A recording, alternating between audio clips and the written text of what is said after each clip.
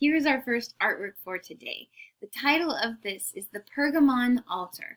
Now it's also referred to as the altar of Zeus. So that's why I've put the altar of Zeus in parentheses, because you'll see it addressed as either.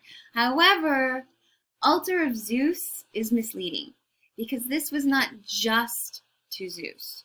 It is a altar space that was used to serve and sacrifice to all of the Greek gods, the entire pantheon of Greek gods. It was originally located in Pergamon, which was one of the main cities in the kingdom of Antigonus. Here's our map. So we're on the Anatolian Peninsula, and here is Pergamon. Here's another map, because I love maps, to give us a better sense of what's going on at this time. So we have the Seleucids, another of Alexander's generals, was given this area. And then the kingdom of Ptolemy, down there, you see it, kingdom of Ptolemies. And then the kingdom of Pergamon was part of the, or is the kingdom of Antigonus. We are right here in Pergamon. Now, as I said, east is where the money's at, and it's coming through this peninsula, and so it is a town, or it is a kingdom that is wealthy in trade, in raw materials, and in production of those raw materials into fine arts.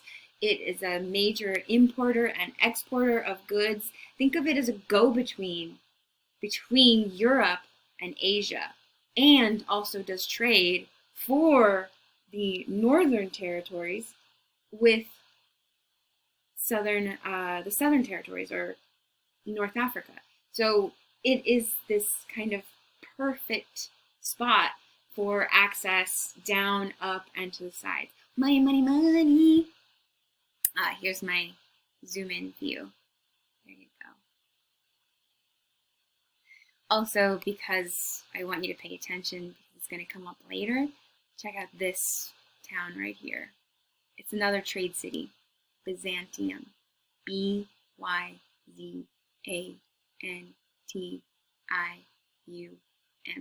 Byzantium. Byzantium at this time, it's a small but, profitable trading town. It's going to come back, and it's going to be bigger than ever before. So this altar used to be in Pergamon, but it's not anymore. It's in Germany. Huh? Yeah. A German archaeologist took this brick by brick back to Germany. And the way that it's installed in the museum, as you can see from this, we have the staircase going up, and we have the front of the altar. That window, or that doorway back there, obviously that is not part of the original altar. It is access to the rest of the museum. So you walk in and out of this area, and then the rest of the, I'll come back to it, don't worry. The rest of the altar that would have been back there, all of this, move up here. All of this is now placed around this room on either side of the altar.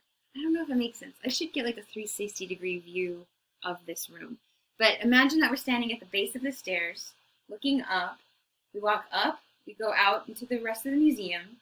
But this room that houses the altar, the other walls have all the other art and architectural elements splayed out. So it's almost like it's been kind of splayed or skinned and then like placed around you in this room. Why is that important? Oh, because it's awesome. The altar, originally, the space that's now inhabited or now part of the museum, that is where the main altar would have been placed. And then around the sides, we see rows and rows of columns. And then underneath those rows of columns, we have this base. And the base is decorated with scenes that we're going to look at in more detail. But these scenes, these sculptural scenes, are insane and over life size. That's what we're looking at right there. It's called the the Pergamon altar, because it was located within a larger complex of temples dedicated to the gods, and it was overlooking the lower portion of the city of Pergamon. Here, I like this right here. So Pergamon, its thriving, bustling city, is down here, and then up the rise of one of these natural hillsides are all of these temples dedicated to major gods. And then this massive structure is an altar. The altar served all of the gods. And I don't want you to think that you could just like go up and like leave a chicken leg or something here for the gods whenever you wanted. No, this is still a restricted area for priests and priestess and city officials, king officials, and the altar is used for state sacrifices. This is government officiated sacrifices. But that makes sense, right? Because they are so closely connected to their faith. They believe that the gods and goddesses will shine down favor or wrath. And so it is public safety to have these massive altars that are then maintained and respected and regularly sacrificed on. What kind of sacrifices, Miss Cortez? Bulls, goats, sheep, smaller sacrifices, probably not something that would happen here, would be, chickens, fowls of some kind, birds. And the sacrifices would be part of larger processions and parades and festivals. So keeping that all in mind, that this is representative of not just the people of Pergamon, but the larger kingdom itself. It's an impressive structure. So giving you a sense of scale here. Check it out. Wow, right? It's just beautiful. We're not going to focus too much or at all on the architecture because most of it has been chopped up and placed on the outsides of this temple or of this museum wall. But what order of architecture is that? I know, you said it. It's Ionic. Ooh, Ionic columns in those corners. You think you want to change those out for some Corinthians? I don't know. All right. So if we're not going to be looking at the architecture of the structure, what are we going to look at? The sculpture. The sculptures that run along the base of the columns and that wrapped around the entire altar. That's what we're going to look at here. Ooh, nice. Now I'm giving you a vocabulary term because the scene or the story that is being presented at the base of these columns is called a gigantoc. I was so freaking out about saying this word to you. A gigantomachy. Gigantomachy. You get what I'm trying to say? It's basically a battle with giants. Just like we had the Centaurochemy, I can say Centaurochemy. A Gigantochemy is giants and battle or power. So what's this battle with the giants? This Gigantochemy that you can't say, Miss Cortez.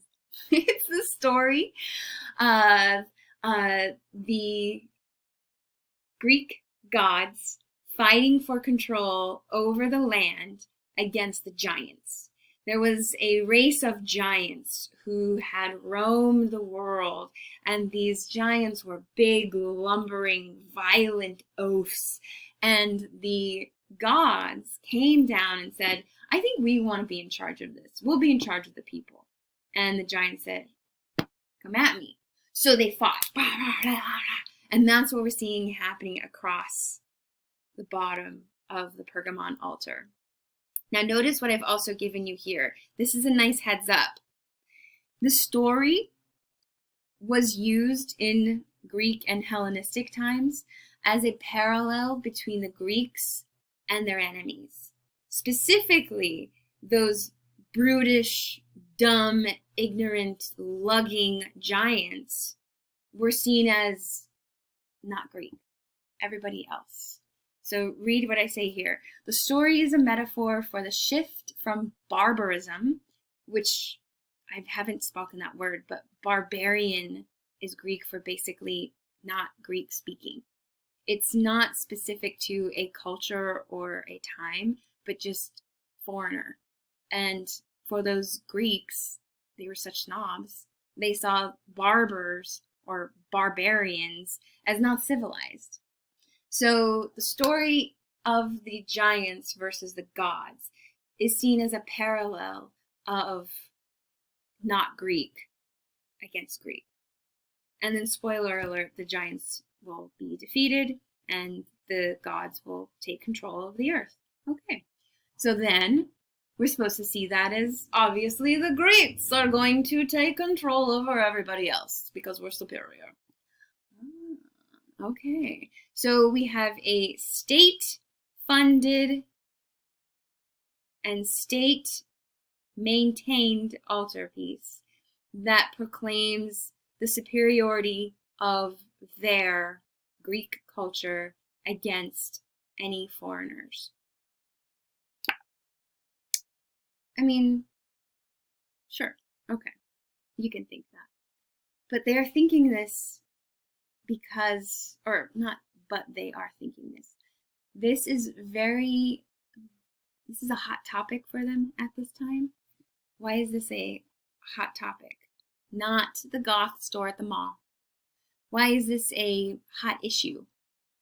Because the people of Pergamon and the surrounding countryside or kingdom itself has just fought back a foreigner. And they saw these foreigners as barbarians. Ooh, who did they just fight back? I'm so glad you asked. This period of time is referred to as the Celtic invasion, or depending on whose side you're on, you could call this the Celtic expansion. The Celtic people, in terms of origin, have our oldest archaeological sites for the Celtic people are here in this region just north of the Italian peninsula in what is Eastern Europe. And here in this map, what you see are the spread of the Celtic people as they, I like to use the word infuse into the surrounding area. I say infuse because it allows for us to say that they invade, but they also settle and intermarry. And this group becomes larger and larger and larger. Now, I say group, it is a cultural group, it is a racial group, and we see as they expand, we see their infiltration and influence in the other people who lived in these areas. Now, you might think like, well, that sounds great. Like, what? They're just invading, or maybe that sounds terrible and scary. Well, over here, we'll come back to over here. We'll come back to Europe. But over here, this is a problem for the people of Pergamon because they had been hiring the Celts as mercenaries to fight their own battles. Because, oh, goodness gracious, I'm going to get so off topic, but it's interesting and you need to know this, okay? I use the term Gauls or Gallic, and I use the term Celts or Celtic. They are one and the same. Huh? The Gauls, when you say Gaul, you're speaking of a territory. And specifically, Gaul is this territory, which is now majorly modern-day France. The word Celt is more open to these people because Celt is the Greek word for mercenary. Because the Greeks were hiring these people, the Celts, as their hired swords. The Celts were known for their horrific battle cries and their just animalistic kind of tearing through their enemies. And they were tall, and they were usually very muscular and lean, and they had lighter hair and lighter eyes, and these like kind of almost mythical creatures from the north. The Greeks would hire them out. Celts, mercenary, hire you out, and then they would fight the battles for the Greeks. Okay, why am I mentioning this? Because some of the Celts want to settle in the Anatolian kingdom. They want to, buy a house and start farming. And so it's seen as an invasion of their kingdom, the people of Antigonus. The people of Pergamon then start fighting against their own mercenaries for control over this territory. And this territory is all money, right? So the people of Pergamon are like, whoa, whoa, whoa, whoa, whoa. And so what they did is they had a war for control over the peninsula against the Gauls, the Celts. Why is this important? Because here, this battle is then to parallel a very recent battle that the people of Pergamon fought against the Gauls. The people of Pergamon are seen as the gods. The Celts, the Gauls, are seen as the giants. They're taller, they're crazy when they fight in battle. Oh, goodness gracious. I'll tell you this too. The Gauls, they would fight, or the Celts, they would fight naked. They'd put themselves, like, body paint, all these, symbols of good luck charms and stuff like that. And then they'd go out screaming. And they also were known for, their big bushy hair and, big bushy beards. So these, crazy naked men in body paint would be coming at you, and you'd just be like, ah! So anyways, those are the giants. And the people of Pergamon are seen as the gods. Okay, I'm going to stop here, and then we'll have a part 2.